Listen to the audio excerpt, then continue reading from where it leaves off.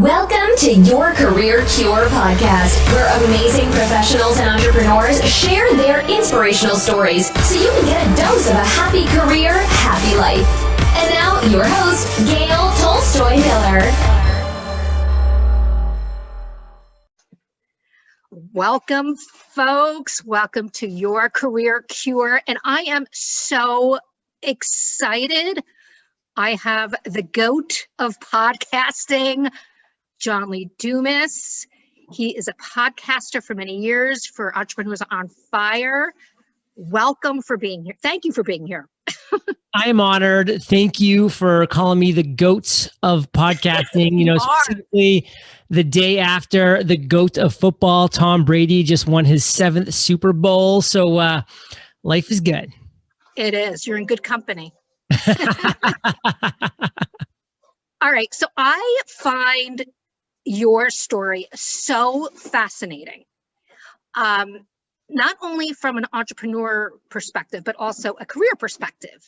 So if you can tell the folks out there your journey and how you got to podcasting, that would be great. So my journey starts back in the state of Maine, which, by the way, has a motto of the way life should be. Although I might have to disagree with them this time of year when it's -10 Fahrenheit. But, you know, to each their own. And I went to college on an Army scholarship. So post-college, I spent 4 years as an active duty officer. And that kind of took me on my first journey of like the real world, which I was a tank commander in charge of 4 tanks and 16 men in Iraq during a 13-month tour of duty. And it was real deal, Holyfield type of stuff. I mean, we're talking bullets flying, mortar rounds landing, tanks zooming around. Of my 16 men in my platoon, only 12 of us actually made it home. So 4 gave that ultimate sacrifice. So it was a really brutal and, tough welcome to the real world for a 23-year-old at the time, which was myself, who had up to that point lived a pretty sheltered life. Post-military, I really thought I was going to, launch out of the blocks and just kind of go from strength to strength. I was 26 years old. I had the world, at my feet. It was just kind of like I had all these opportunities. And I proceeded to have 6 years of struggle. And I mean struggle. I dealt with PTSD from the war. I dealt with depression. I tried a bunch of different careers. I went to law school. I dropped out after 1 semester because I was miserable. Tried corporate finance. After a year of dying a slow death in a cubicle, I walked out the door. I tried residential real estate, commercial real estate, all these other things, and it just wasn't me. But this is over 6 years, so not like a short time frame. Towards like the end of that 6th year, I was 32 years old, and I was like, I just gotta find something. Like, I've got to figure something out. So I started reading business books and listening to audiobooks. That eventually led me to this medium called podcasting, which is kind of like fringe at the time. It was, not that known or not really that listened to as a medium. The platform just had not exploded yet. So I was just falling in love with it though, because it was this on-demand, targeted, and free content. Like, it was free. So, the price was right. I was like, yes, give me more of this. And I found myself being drawn towards interviews with entrepreneurs, much like what we're doing here today. And I just loved listening to those interviews, like hearing their stories, their successes, their failures, their lessons learned, their tips, their tactics, their strategies. But the problem was the shows that were out there weren't that many, and they were once a week or twice a month. And so I'd go through their back catalog quickly, and then I'd find myself like, wow, like I'm all caught up and I got to wait another week or 2 weeks for the next show. So I'm like, you know what? I'm going to find that daily podcast that interviews entrepreneurs. So every morning I wake up, I can listen as I drive to work to a fresh episode with a new entrepreneur telling their story, their ups, their downs, their successes, their failures. And Gail, that show did not exist. It just did not exist. And I was shocked. I'm like, how is that even possible? So I'm like, why not take a page out of Gandhi's book? Why not be the change that I want to see in the world?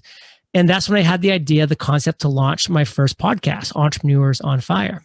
And I knew I was not going to be good. I mean, I'd never done it before.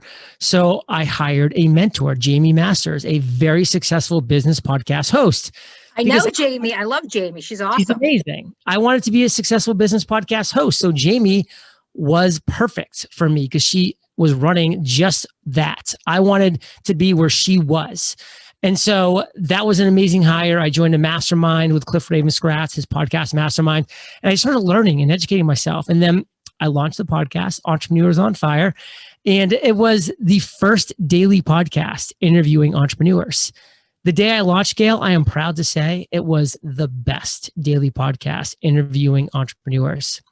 It was. How did that happen? Let me ask you. I don't mean to interrupt. I'm about to tell you, because it was also the worst daily podcast interviewing entrepreneurs. It was, wait for it, the only daily podcast interviewing entrepreneurs. So people always ask me, like, John, how'd you like get your niche and get your start? And I'm like, I was the only. There was no competition. I was the only video store in town back in 1970. You wanted to rent a video or you wanted to go to the movie theater, you had one option and you went. Same thing in my situation. You wanted a daily podcast interviewing entrepreneurs, which a lot of people wanted because they saw the need for that kind of quantity. One show in town, Entrepreneurs on Fire. So I was the best, the worst, the only. And how can you, and whatever it is that you're doing in this world, how can you be the best? Or how can you maybe be the only? Or maybe how can you niche down enough where your competition's weak and you can destroy them immediately? That's how you win in this world. So just a real quick wrap up. I've now published 3,000 episodes over the past 9 years doing that daily show. I have over 100 million listens to date, over 1.4 million listens every single month. And I've interviewed some of the world's most successful entrepreneurs, from your Barbara Corcorans to Tony Robbins to Gary Vaynerchuk's to Tim Ferris's to fill in the blanks, and been able to interviewed me. Rocking and rolling. So go listen to that episode for sure. She drops value bombs. And the proudest thing that I'll leave you with is that I turn it into a business. Like, it's a media empire, meaning I just hit my 90th month in a row of over $100,000 of net profits. We're a lean, profit-making machine. It's been a multi-million-dollar business for 8 years and running. And that's our story. That's Entrepreneurs on Fire. It's amazing. It's mind-boggling. It's amazing. And actually, folks, you should go to John's website because he actually reports his revenue, your profits. Like, it's no BS. Like, anyone could say, oh, I made this, I made that. You actually are very transparent with your revenue. And I find that fascinating. Yeah. And we also bring on our lawyer every episode for a legal tip, every income report. We bring on our CPA, our accountant, on for every income report to give a tax tip. So we're also showing, like, listen, I know anybody can say what they want in this online world, but here's like two professionals. I mean, these are people that are obviously validating our numbers and our revenue, because they're not going to put their professional careers on for what. So I mean, we just want people to know, like, listen, trust us. We're being transparent. We share the bad too. We make mistakes. We have failures all the time, and we trumpet those because we learn from them, and we want you to as well. Right. I kind of want to go back a little bit because I'm fascinated. Do you come from a military background? Like, what made you go into the military in the first place? I come from a military background. My dad was a 32-year JAG officer. Both my grandparents were in. My grandfather was in the Army. My other grandfather was in the Navy. So I definitely come from a family of service, for sure. Okay. Well, I just want to thank you for your service. Thank you. Now, as far as those challenges going back into the workforce, and I find that that's veterans, it's very challenging. And I find that there is some bias sometimes with companies wanting to hire veterans because of their preconceived notions. Did you run into that at all as a veteran? I ran into a lot of misconstrued promises, which was really disappointing. Number one, from everybody you hear, like going into college on an Army scholarship and then going into the military as an officer, all you hear from everybody for those like 8 years, so from like 4 years of being a cadet and then 4 years while you're an officer is, oh man, when you get out, you are set. Like, everybody wants an officer. Everybody wants a trained military leader of men, like blah, blah, blah, blah, blah. And they fill your head with this. And again, this is from the military community. And then you leave and you're like, that's not true. That's not what people want. In fact, people really don't care. I mean, listen, there are some businesses and some career paths that really do look for the military because they know it fits perfectly. But like Snyder Logistics was like offering me a job to like, control their fleet management for trucks. I was like, what is this? I wanted like, something exciting. And what it came down to is, and this is kind of sad but true, but like the best job that I could find in a field that I wanted to be in, which was finance, was a job where I was sitting right next to, I went to Providence College in Rhode Island. I was sitting right next to a 22-year-old Providence College graduate. I was 27 at the time. So I'm 5 years older than him. We both started the same day at the same salary and the same like opportunity. Now, of course, I was a little older and more mature, so I took my job more seriously, and I ended up crushing it and like getting up, to the top of the food chain pretty quickly.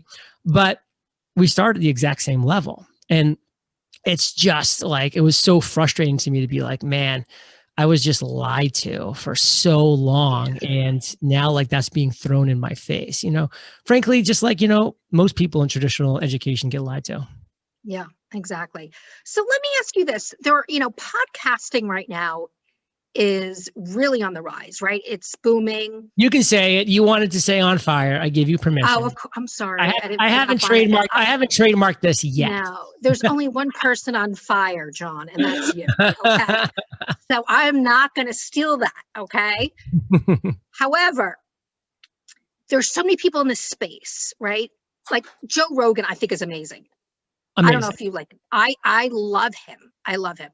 Obviously it's different than what you do, but what makes a good podcast? Like so many people want to get into this. Like what differentiates, in your opinion, someone who's okay versus good versus great? One simple answer. Somebody who's okay has been doing it for 100 hours. Somebody who's good has been doing it for 1,000 hours. And somebody who's great has done it for 10,000 hours. It's called putting in the reps. And that's just across the board for everything in life. I mean, I run the biggest podcasting community in the world. It's called Podcasters Paradise. Everybody joins. And the first thing they say is, John, I'm just not as good of an interviewer as you are. I'm like, why would you be? I've done 3,000 interviews. Like if you were even close to as good as me, I should hang it up because that would mean that I'm terrible. So listen, get a clue, like realize the one way that you're going to get better at doing something is by doing something. Put in the flipping reps. To give some more like practical advice too, because all you can do is put in the reps. I mean, you got to do that. Also, you really got to be curious. Like you've really got to sit there and be like, I'm interested in this topic. And a lot of people aren't, by the way, and you can just tell when they're interviewing people. Right. They're not interested. They don't get it. Those that are interested are curious, and those who are curious ask the right questions. They ask the questions that the listeners want to be asked. And one of the biggest compliments I can ever get in podcasting is when a listener emails me and says, John, you are literally always asking the questions that I have. And I'm like, yes, that's exactly what I want to be doing. I want to be pulling out the value bombs from my guests that my listeners are begging to be heard. Because a lot of us, that are like successful businessmen and women that are entrepreneurs, we have what's called the curse of knowledge. Like we know all of these things about being successful in the business world. So we're not asking the questions that need to be asked because our listeners are not at that level yet. They're like the 2012 version of JLD. Like that's when I'm interviewing somebody, I'm always like, what questions did I have in 2010, 11, and 12 when I was trying to figure this entrepreneurial game out? Like that's the mindset that I go to. That's the key. Right. So do you think someone has to do it every day? Like someone needs a daily podcast to be successful, or can they do it once a week or once a month or twice a week? Do not need to do it every single day. Absolutely do not need to do it every single day. Okay. But like, you got to be honest with yourself. What can you become good at doing it 4 times a month? I mean, if you're really being honest with yourself, are you going to be able to get good at doing anything, doing it 4 times a month? Maybe some of you, the answer is yes. But for most of you, you got to put in the reps. You got to work. Yeah, like, why did I become good at podcasting? Because I was doing it every single day, getting a tiny, teensy bit better every single day. So if you really think that like anybody that you look at right now in this world who is great at what they do, does it 4 times per month or practices 4 times per month or works out 4 times per month or eats healthy 4 times per month. No, none of those things. Like, those people get up every day and they produce the right content. That doesn't mean you're making a daily podcast. You don't have to do that. But what are you doing every day to improve your craft, to hone your skills, to get better at the thing that you hopefully want to become great at? Right. And that applies to everything. As you said, it's whatever your career is. Doing it 4 times a month is not, where's that getting you? Right? Ain't gonna cut it. It doesn't. And this the 4, that book, and I don't mean to. Well, listen, let me correct you. Listen, even before you go there, let me save you, because I know Tim Ferris. I'm friends with Tim Ferris. This is not why I'm coming to his aid. Why I'm coming to his aid is because a lot of people, sounds like including yourself, misunderstands the whole concept of the 4-hour work week. Yeah. It is not a 4-hour work week. What it is Tim shares with you in that book how to take a 40-hour work week and create systems, tools, and automations so that you can get those 40 hours of work done in 4 hours, so that you can then go and work on the areas of your business you should be working on to grow it in a meaningful way. So it's taking the 40 hours of nonsense that 99% of people who are hearing my voice right now do every week, cutting it down to 4 hours the right way, and then using those 36 plus hours to actually do the things you should be doing. That's the point of the 4-hour work week. And that's what people like Tim, myself, and other people have found out how to do. I only do these things, Gail. My zone of fire, interviews on other shows, interviewing for Entrepreneurs on Fire, being a personality, like on Clubhouse, on Instagram, on Facebook, like doing these things. That's producing the right content for me, and my team does all the rest. Right. They're doing the other 36 plus hours of work that most people are heads down doing. Right. That's how people win. That's very true. Well, thank you for clarifying that. I appreciate that. Actually, I got to have Tim on my podcast so he can let me ask you over the head. When's the last time? Look, if I think that, other people are thinking that, right? Like, when everybody thinks that. Yeah, it's like, what are you promoting here? Like, this is ridiculous. Anyway, let's move on. I want to ask you a question. What has been your worst career moment? My worst career moments. That would be the day that I decided that I am leaving law school. It was the lowest of the low. Like, I dropped $20,000 into tuition. I had bought a condo in the town thinking I was going to live there for at least 3 years. My parents were so proud of me for going to law school because my father's a lawyer. I have judges and lawyers all through my family. It was the lowest of the low. It was embarrassing. I did not know where I was going next. And that was just, by the way, that was at the beginning of those 6 years of struggle. So that wasn't like towards the ends. Like, I still had. Why did you do that? Was it something inside of you, or it was just pure depression, pure misery of being in law school, hating it, knowing it was the wrong path, and just not being able to go on. It was just a combination of all those things. Yeah. I can relate to that because I was this close to going to law school. I'm from a family of lawyers too. Got in, and then I had to tell my mom, sorry, I'm going into the music industry. I cannot. It would have been the biggest mistake of your life. Oh, there's no way. There was no way. So, but you got to go through these things. Sometimes, you think that you've got to go on a certain path because your family expects you to, or you expect it because you're around it and that's what you should be doing. And then you realize, like, holy crap, can I spend the rest of my life doing this? Like, right. No. So like, you did yourself a favor by not finishing, because there are so many attorneys out there, you hear this, that go through law school and they never even practice because they hate it, Yeah. So. And listen, there's those diamonds in the rough. They were always meant to be lawyers, and they're living a perfect, happy life. Good for you. Exactly. Look, you're in the 1 percentile. The other 99% of your colleagues are miserable and depressed. So true. So true. Okay. So COVID, let's talk about COVID. How do you think COVID has changed the landscape in careers and business? It's made people realize that, wow, it is really scary to let other people be in control of my future, meaning an employer, meaning a business, meaning a company. People who have thrived in COVID, and there have been a lot of people who have thrived, have been people who have been able to be in control of their business, be in control of their life, be in control of themselves. Like, frankly, I, like every other human being that has any kind of a sane mind, wishes COVID never happened. I mean, it's terrible, and we all wish it never existed. But I can tell you that I had a fantastic business year. I had a fantastic life year. Again, I wish it never existed, and I would have had a fantastic business or life with or without it, but it's because I am in control. Like, I'm in control. I have my dream home on the Caribbean here in Puerto Rico. I am financially sound. My business is location independent. I can still rock and roll from wherever I want to live and whatever I want to do. I had a fantastic 2019 with no COVID, both business and life. And I had a fantastic 2020 with and without business and life. Now, again, let's be very clear. COVID is the worst. I wish it never existed. Right. I know people who have passed as a result. It's devastating.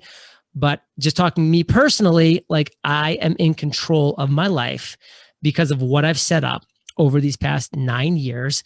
And people are realizing because of COVID that, wow, I need that. I need that lifestyle freedom. I need that financial freedom.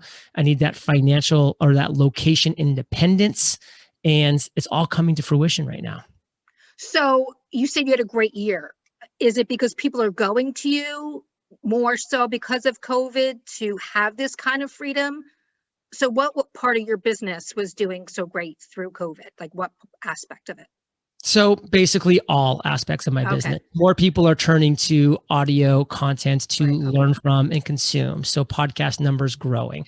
More people are looking to maybe start their own podcast. So my community, Podcasters Paradise, which is a paid podcast community, is growing. My courses, my books, all these different things. Because again, people are like, I need to step up and take control. Like, I want to come up with my big idea and not be like a pharmaceutical sales rep for some, really, whatever company. And I want to take control and actually do something that I love, that I'm inspired by. That's, I don't need to make $224,000 a year doing something I hate every day, but I can make $87,000 a year doing something I love every day. Like, what's better? Like, let's change my lifestyle a little bit to figure that out. And then who knows?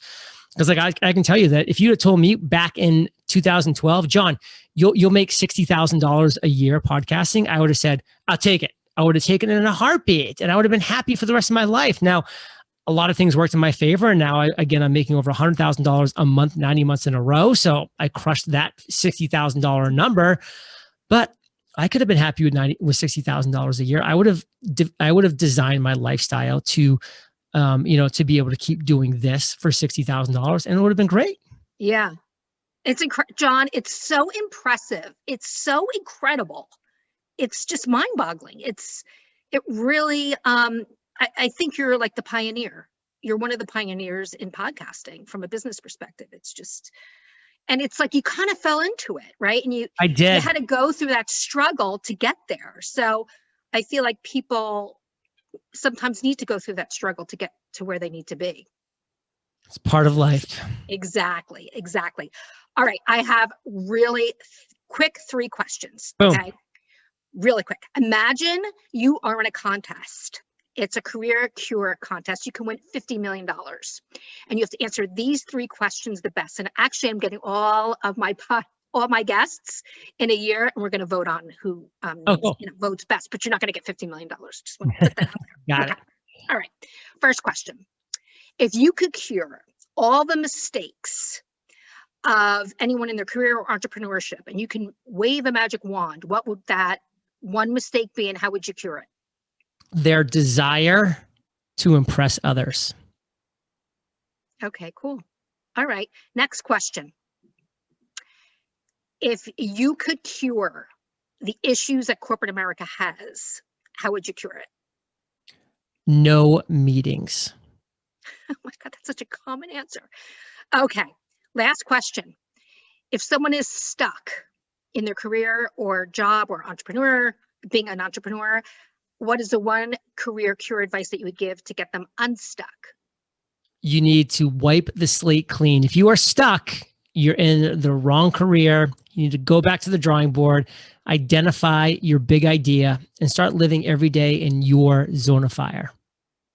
Okay, awesome. Well, thank you for that. All right, so how can everyone contact you? I'm going to have your contact information anyway, but what's the best way that the audience can contact you? Well, I have a great podcast called Entrepreneurs on Fire. You can definitely listen to. You can check out Gail's episode for sure.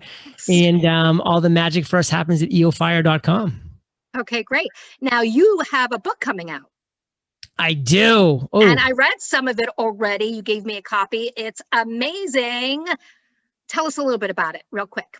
So this is a culmination of the 3,000 plus interviews that I've now done over the past 9.5 years.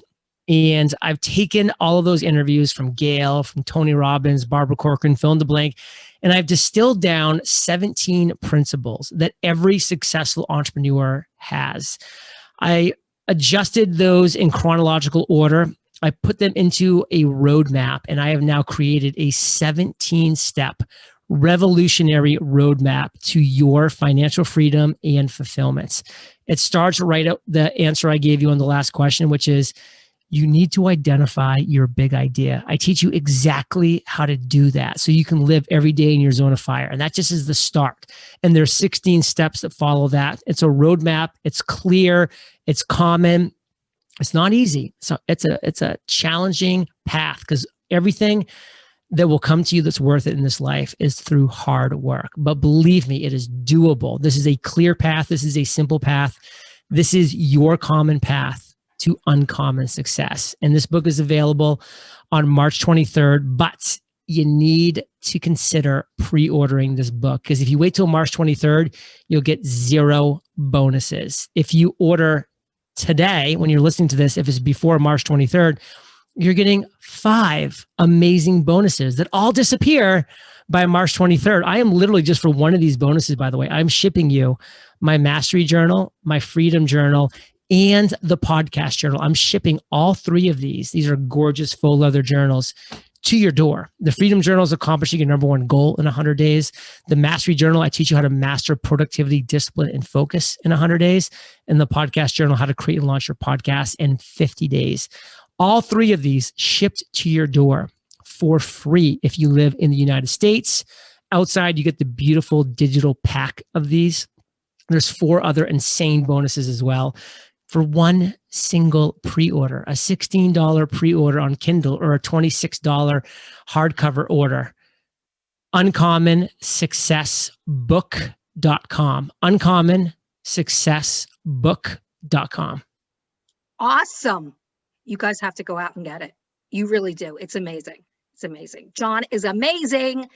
So if you want to have financial freedom, you want to have a side hustle, you want to start that, I suggest that you get that, especially now, as you said, we were discussing COVID. Now is the perfect time to kind of like break free and get that 17-step program. So amazing. I will put the information too on the podcast so they know where to go to get those bonuses and the pre-order.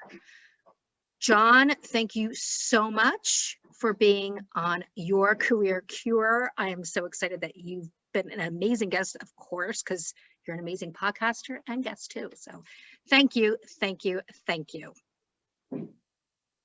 Peace.